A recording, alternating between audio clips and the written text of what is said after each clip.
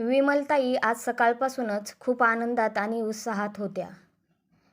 त्यांच्या बालपणीच्या 3-4 मैत्रिणी आज त्यांच्याकडे जेवायला येणार होत्या.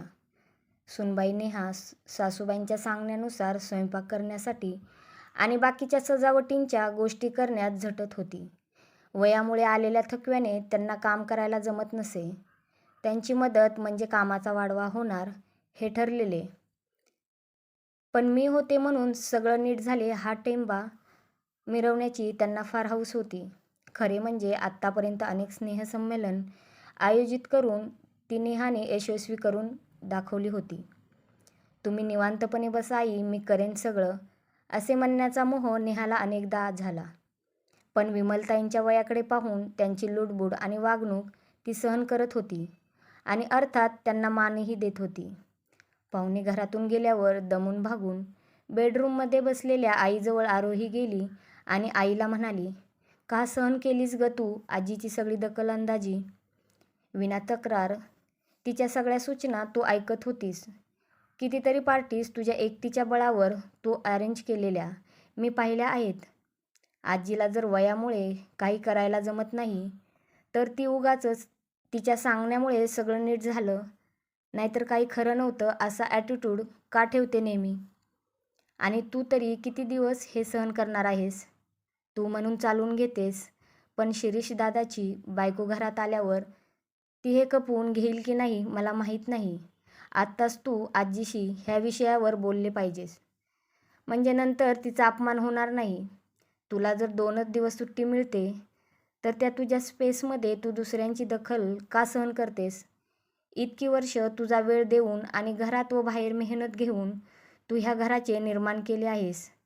आज जे तू घरात केलेस तेच बाहेरून आणता आले असते. नाही म्हणता आले पाहिजे आई. माझी स्पेस तर मला अत्यंत प्रिय आहे. त्यावर दुसऱ्यांनी कुणी सारखा असा अधिकार गाजवला असता तर मी त्या व्यक्तीला हे स्पष्ट शब्दात सांगितले असते. आरोहीच्या बोलण्यात अगदीच तथ्य नव्हते असे नाही. आत्तापर्यंत घरात इकडून तिकडे अल्लडपणे विहरणारी माझी लेक मला समजुतीच्या 4 गोष्टी सांगण्याइतपत कधी मोठी झाली ते माझे मलाच कळले नाही. खरं आहे, नाहीसुद्धा म्हणता आले पाहिजे. स्पेस म्हणजे काय हो? आपले वैयक्तिक आयुष्य, आपला स्वतःचा वेळ, आपण करत असलेली कामे, आपल्या आवडीनिवडी, हे सगळेच आपल्या स्पेसमध्ये येते. कार्यालयात, घरी आपली कामे करत असताना कुणी मध्ये लुडबुड केली तर त्याचा उपयोग व्हायच्याऐवजी कधीकधी त्रास होतो. पूर्वी प्रत्येकाला अशी स्पेस वगैरे काही घ्यावी लागते हे कुणाच्या गिजगणितातही नसायचे. कुणीही कुणाच्याही घरात आयुष्यात डोकवत असे. ह्यामुळे आपण कुणाच्या तरी खाजगी आयुष्यावर अतिक्रमण करत आहोत हे कुणाच्या गावीही नसायचे. कुठल्याही गोष्टीचा अतिरेक वाईटच. सुखदुःखाच्या गोष्टी आपल्या माणसांमध्ये शेअर केल्या जातात. कुणाची जेव्हा आपल्याला मदत होते तेव्हा त्याचे समाधान काही वेगळेच असते. पण त्याच वेळेला कुणाला जर काही वेळ स्वतःमध्ये घालवायचा असेल तर तो वेळ त्याला मिळायला हवा, हेही तितकंच महत्त्वाचं आहे. स्पेसचा हा झगडा तरुण पिढी आणि ज्येष्ठ नागरिक यात जास्तच चालतो.